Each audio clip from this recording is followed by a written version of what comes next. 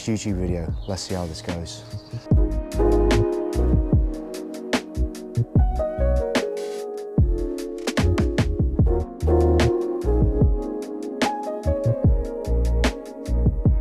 I thought I'd do a video on how much it costs to run an E46 M3. It wasn't really my first idea for a video, but I think it's important to speak about these things. A lot of people get into buying these cars and they don't know how much it costs to actually run and maintain them properly. And this is probably one of the first cars that I've ever had that's actually cost quite a lot of money to run and maintain. Before we get to the video, package from Dry Pedals arrived today.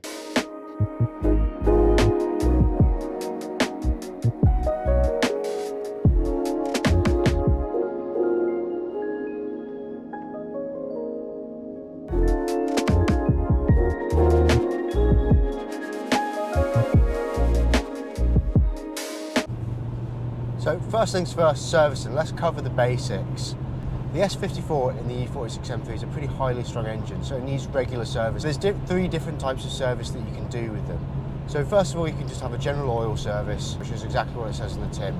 From there, you can have an inspection 1 or an inspection 2 service. I'm not going to go through the list of what they each cover, but they're generally a lot more in depth.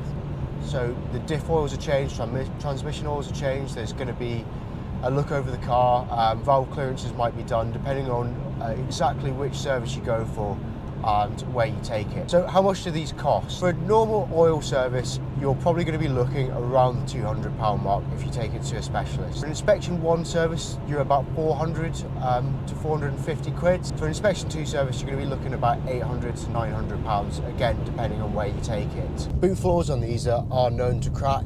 What it is where the rear subframe mount underneath the boot floor, the stresses put cracks into the chassis of the car. One thing that this car has had, and it was done before I bought it, was the boot floor was reinforced. Basically that takes the form of the whole rear subframe taken out and the chassis is stripped back to bare metal. Reinforcement plates are welded in and the cracks are sorted out.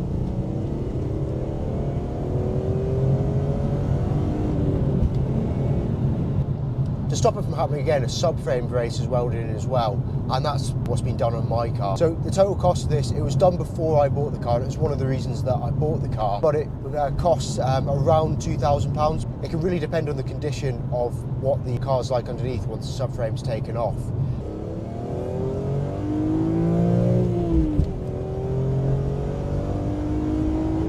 Next topic, rod bearings. If you know E46 M3s, you've heard about rod bearings. What's the deal with them? Mine did about 98,000 miles on its original rod bearings. When they were taken out by Swedish Motorsport, there wasn't much of them left. They probably only had a couple thousand miles left on them. What was the sort of cost for this? At the time, I got the rod bearings done with the inspection 2 service, which I'll come on to a little bit later. But basically, the rod bearings cost about £1,200 to £1,300 to get done properly. It's a good thing I did. £1,200 compared to the price of a new engine, it doesn't really compare, to be honest.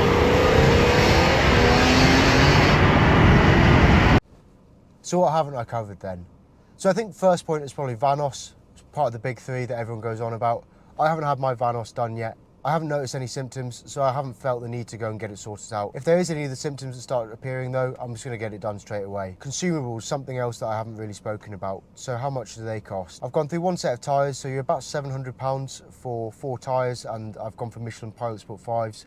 I've got the 18-inch wheels though, so the 19s might cost a little bit more, I'm not too sure. I've also had the front disc and pads done. I went for M-Tech discs, which probably wasn't my best idea. I'm going to be getting rid of them soon, just go for some genuine BMW ones, as they're a lot better quality. Genuine BMW ones cost about £400, depending on where you can get them from. On top of that too, I've got PBS pads, which are a little bit more fast road track orientated, and they're really good. I think they're about £150, £160. People go on about OEM brake setups in these. I don't think they're that bad, but then again, I haven't tracked the car. For fast road use, some decent pads, some new fluid, I think they're pretty good. I'm also due to get the rear disc and pads done too. They're going to be a similar sort of price. I've already got the pads. I just need to buy some discs and then get them on the car. So in terms of future plans, what else have I got planned for the car? So first of all, it's in next week for some paint work, some stone chips that have started rusting a little bit. I don't want them to get any worse, so I'm getting them sorted out. By the time you see this video, likely that will have been sorted, but I'll try and get a video out on that sometime soon. I'm also looking at getting a set of coilovers too. The standard suspension I think is pretty good. However, I want to be able to adjust the height of the car a little bit more, adjust the damping.